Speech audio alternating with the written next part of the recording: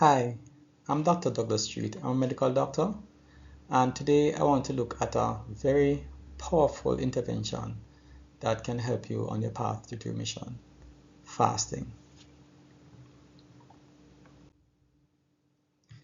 Now, fasting is basically abstaining from food or significantly reducing your caloric intake for a set period of time. Now, this video is going to be looking at three different types of fasting: intermittent fasting, time-restricted eating, and extended fast. Now, contrary to popular belief, diabetics can actually fast. And as a matter of fact, it can be beneficial, especially for those who are trying to achieve remission, right? Now, fasting can actually reduce inflammation, and inflammation is the key behind diabetes type 2. Diabetes type 2 is based on inflammation. So when you reduce your inflammation, it can really help you to achieve remission. Now, what are some of the benefits of fasting? First of all, there is improved insulin sensitivity. And what that basically means is that your body will start to respond better to the insulin that you already have in your body, insulin that you're producing. So the insulin will bring your blood sugar down more than it used to before. So you become less dependent on medications. Fasting also can help you to reduce your weight. And this is also related to its effect on inflammation, because having excessive weight is caused by inflammation. So bringing your inflammation down can bring not just your blood sugar down, but also your weight. Now, fasting also can improve on how your body repairs itself. And this can extend to those cells that are responsible for producing insulin. So it helps your body to become more efficient at bringing your blood sugar down. Fasting also helps you to feel full earlier than you would normally would. So it will help to reduce the amount of food that you have. And fasting has other benefits. It has been shown to give you to improve on your life expectancy. It also helps to improve on your intestinal microbiome. So there are even other benefits, and this also can help in bringing your blood sugar down and pushing you in the direction of remission. So fasting has many benefits, and it's something that that every diabetic should consider as a means of helping them to overcome their diabetes. Now, the first type of fasting that we're going to be looking at is intermittent fasting. Now, in intermittent fasting, you alternate between periods of eating and fasting. And there are two main methods that are used. There's the eat-stop method, and in this approach, what you do is you have your breakfast, and then you don't eat again until the following day. So you basically have only one meal for that day. So that break would be, that 24-hour period would be from 7 a.m. until 7 a.m. the following day.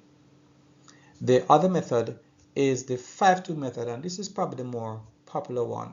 And in this type of intermittent fasting, you reduce your calories on 2 non-consecutive days. So in other words, you don't do 2 days of fasting back to back, right? And of course, fasting doesn't mean that you absolutely avoid foods, but what you do is you can either avoid or you can reduce the intake. So on those 2 days, so it can be, let us say, a Sunday and a Wednesday, you have either no food at all, or you can have a reduced calorie content, so you can have probably vegetables and water for that day, and that would be intermittent fasting. Intermittent fasting is very, very powerful, and I must also add that intermittent fasting alone can help you to achieve diabetes remission. So especially when you do it with other interventions, it can be very powerful indeed. The next type of fasting we'll be looking at is time restricted eating. And in time restricted eating, you basically eat within a set window for each day. Now, some persons actually consider this to be a form of intermittent fasting, but others, consider it as a separate type of intervention.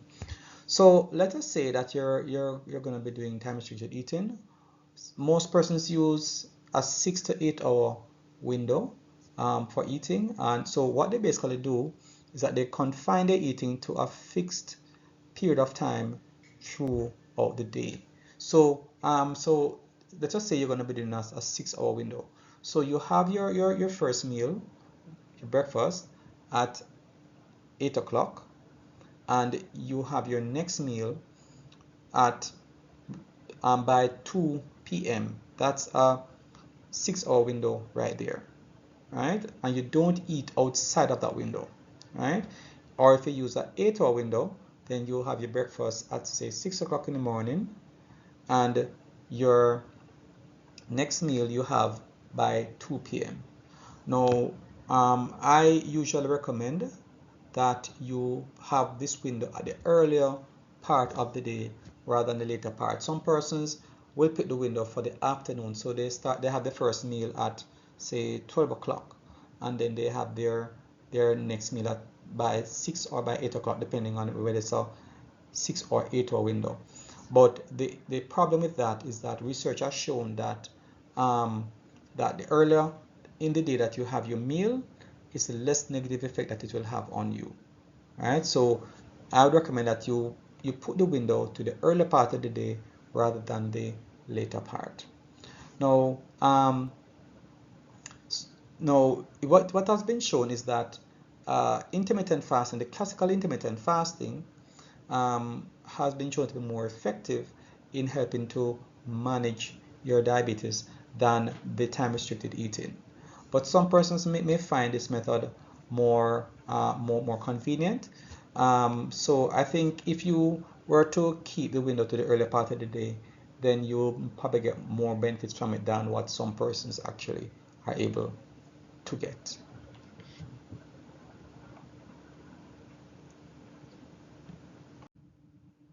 The next type of fasting we'll be looking at is the extended fast.